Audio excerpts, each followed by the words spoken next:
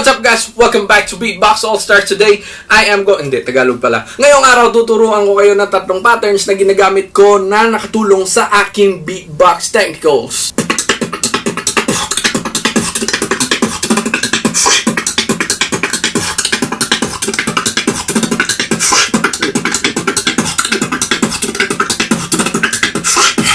Big shoutouts kay Team Birds. Maraming salamat sa pag-invite sa akin sa Beatbox All-Stars na pinakamalaking channel na beatbox channel dito sa buong Pilipinas, my man. Alright. Sa mga dahilan kung bakit ko ginagawa ang tutorial na to is because makakatulong to sa newbies, my man. Makakatulong to sa mga baguhang beatboxers na gustong maging komportable sa bktk and gamitin ang kick roll sa beatbox patterns. Alright, so gagamitin nating main pattern ang bktk para maging komportable ang mga bibig nyo sa pagpapalit-palit ng rimshot, hi-hat, rimshot, hi-hat, rimshot, hi-hat, rimshot, hi-hat. And then, sa kabuuan ng pattern na yon, papasok natin ang tatlong main pattern or basic pattern ng technicals para ma-practice ang inyong mga bibig sa pagpapalit-palit ng technical 1, technical 2, technical 3.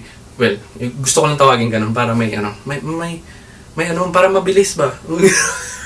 Hatiin natin sa 4 patterns ang tutorial na to. First pattern ay ang bktk.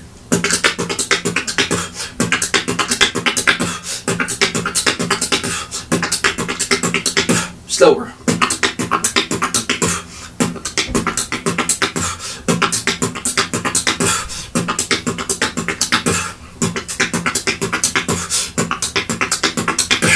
Gets. Second pattern, ipapasok na natin ang tkk. 3, 2, 1.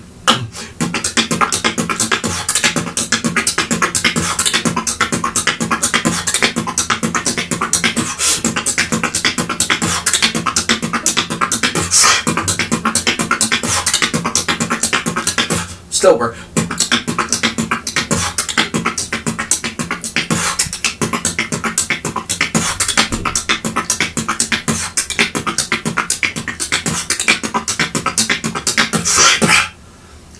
Gets. Alright, so bago tayo mag-proceed sa pattern 3, guys, kailangan nyo munang practicein ang pattern 1 and pattern 2 kapag kunyari beginner pa lang kayo and hindi pa sanay yung dila nyo sa pagpapalit-palit ng rimshot, hi-hat, rimshot, hi-hat, rimshot, hi-hat, and then rimshot, hi-hat, tkk. Kailangan nyo munang sanayin ang bibig nyo sa pattern 1 and pattern 2. Kapag nakuha nyo yun, balik kayo dito, tuloy nyo yung video na to. Alright! So sabihin na natin nakuha nyo na yung dalawang pattern na yun. Oras na para idagdag ang pattern 3 sa pattern 1 and pattern 2. Magkakasunod lang yun guys. Pattern 1, pattern 2, and pattern 3. Yeah. Ang magiging tunog niya ay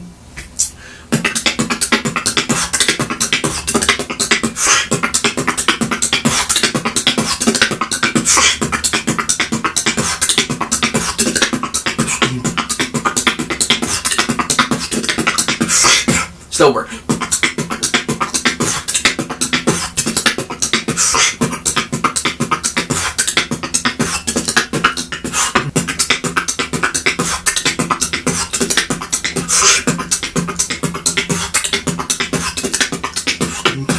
Gets. Hindi to minamadali na pattern, ha? As in, practice pattern to para masanay ang bibig. Parang muscle memory siya. Para lumuwag yung bibig nyo sa pagpapalit-palit. Alright. So, practicein nyo lang yung practicein ang pattern 1, 2, and 3. Pagsabayin nyo, and then come back for the 4th pattern. Alright. Sabihin natin nakuha nyo na ang pagkakasunod-sunod ng pattern 1, pattern 2, and pattern 3. Oras na para ilagay natin ang pattern 4, which is nagfo-focus siya sa kick rolls. Ang kick rolls guys, kapag hindi nyo pa alam gawin yun, may separate tutorial ako na ginawa sa sarili kong channel. Please visit that. Importante yun guys para sa 4th pattern na to. Okay. So 4th pattern, idudugtong na natin siya sa 1, 2, and 3. Alright. Magiging tunog niya ay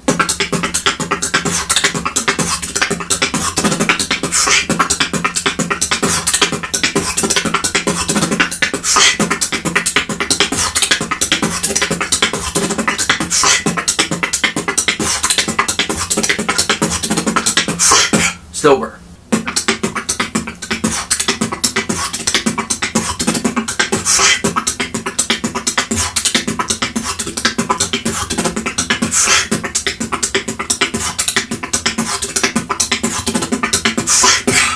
Gets. Alright, so, practicein nyo lang tong basic pattern na to from part 1 to part 4 kasi sa kaka-practice nyo ng pattern na binigay ko sa inyo, kapag nakuha nyo na yung concept na yun, as in, maraming kayong pattern na may explore depende sa creativity nyo. So there you go guys, I really do hope na may natutunan kayo ngayong araw sa akin. And if you did, please hit the subscribe button, like this video, share it with your friends, and please don't forget to subscribe to Beatbox All-Stars.